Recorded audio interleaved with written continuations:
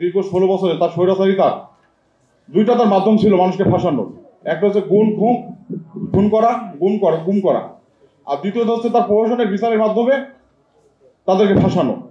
যেমন আপনার 21 August grenade হামলা থেকে শুরু করে আপনার তাপস হত্যা মামলা চেষ্টা, তারপর হচ্ছে আপনার পিলখানা হত্যাকাণ্ড, মানবতা বিরোধী অপরাধ, সবগুলো মামলার ক্ষেত্রে আপনারা যদি লক্ষ্য করেন যে স্বৈরাচারী হাসিনা কিভাবে মানুষগুলোকে ফাঁসাইছে বেআইনিভাবে, এমনকি অনেকে মৃত্যুদণ্ড কার্যকর করে ফেলছে।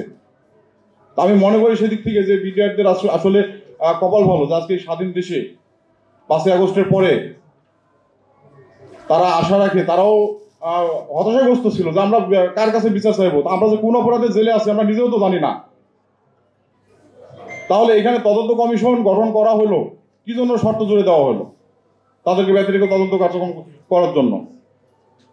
তারা কি ন্যায় বিচার চায় না, না দেশের কাছে দাবি করতে পারে না? তারা কি দেশের নাগরিক না?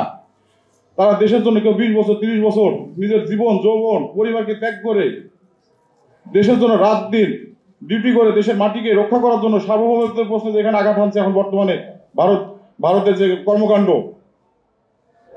তারা থাকতে কই ভারত তো কখনো মুখ তুলে তাকাইতে পারে নাই। আজকে কি জন্য ভারত মুখ তুলে তাকাচ্ছে আমাদের দিকে? এটা তো অবশ্যই ভারত সরকারের একটা পরিকল্পনা ছিল ফ্যাসিস্ট হাসিনার সঙ্গে মিলাই দুইটা বাহিনীকে ধ্বংস করার জন্য। আজকে পিলখানায় 2009 সালে 25 ও 26 ফেব্রুয়ারি আমাদের 57 জন সেনা কর্মকর্তা, 57 জন সেনা কর্মকর্তা যারা অত্যন্ত মেধাবী, পরিশ্রমী, সৎ, তাদেরকে সুপরিকল্পিতভাবে হত্যা করা হয়েছে এবং তাদেরই হত্যা মামলায় বাজেভাবে ফাঁসানো হয়েছে বিডিআর সদস্যদেরকে। যাই হোক, আপনাদের কাছে আপনাদের মাধ্যমে দেশবাসী ও তদন্ত কমিশন প্লাস বর্তমান আমাদের ছাত্র জনতা রক্তের উপরে দাঁড়িয়ে যে সরকার আছে তাদের কাছে একটাই অনুরোধ রাখতে চাই, আপনাদের প্রজ্ঞাপনে উল্লেখিত যে ধারাগুলো আছে, উমর নাম্বার ধারাতে আছে এবং দ্বিতীয় অনুচ্ছেদে যেটা আছে যে দুটি মামলায় অভিযুক্ত রুজুকৃত ব্যক্তিবর্গ ব্যতীত, এই ব্যতীত শব্দটি আর উমর নাম্বার শব্দটি কার্যপরিধিতে উমর নাম্বার পয়েন্টটা আছে, এটা আপনারা উঠাই নিয়ে 850 যে বিডিআর সদস্য বর্তমানে জেলে আছে তাদেরকে তদন্তের আওতায় নিয়ে আসুন। যদি তাদের মধ্যে কাউকে যদি আপনারা জড়িত পান তাদের সর্বোচ্চ শাস্তি আপনারা নিশ্চিত করুন। এটা আমরাও চাই, তারাও চাই। আমার বাবা শহীদ কর্নেল, তৎকালীন সেক্টর কমান্ডার শহীদ কর্নেল মুজিবুল হক স্যারের পিএ ছিলেন। আমি বাবার মুখে যতদূর শুনছি এত ভালো মানুষ ছিলেন অফিসার, তাদের সাথে ভ্রাতৃত্ববোধ, তাদের সাথে যে সম্পর্ক, অফিসার সৈনিকের সম্পর্ক আমরা দূরে থেকে ভাবি যে একজন অফিসার সৈনিকের হয়তো কত বড় দূরত্ব, কিন্তু আসলে সেটা কখনো ছিল না।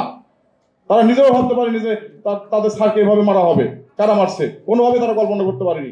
এখন পর্যন্ত আমাদেরকে বলে যে আমাদের স্যার ছিল, তাদেরকে এখনো সম্মান দিয়ে কথা বলবা, তাদের মধ্যে এখনো যে রেসপেক্ট কাজ করে, সম্মান কাজ করে, জেলে 16 বছর জেলে থাকার পরেও মাঝে মাঝে আমরা অবাক হয়ে যাই তো তারা কি সম্মানটা না করে, এখনো তারা এতটা সম্মান করে।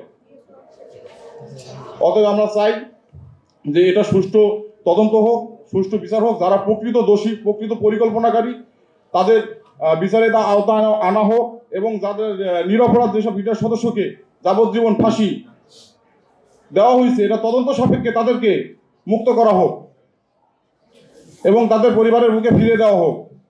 তারা অতি নির্যাতিত, নিপীড়িত, তাদের পরিবারের করুণ অবস্থা, তারা কাউকে বলতে পারে না। আপনার প্রতিটা বিডিআরের যদি পারিবারিক খোঁজ খবর নিয়ে এলাকা ভিত্তিক যদি তদন্ত করেন বা আপনারা যদি রিপোর্ট তৈরি করেন আপনারা বুঝতে পারবেন আসলেই তারা কিরকম ছেলে।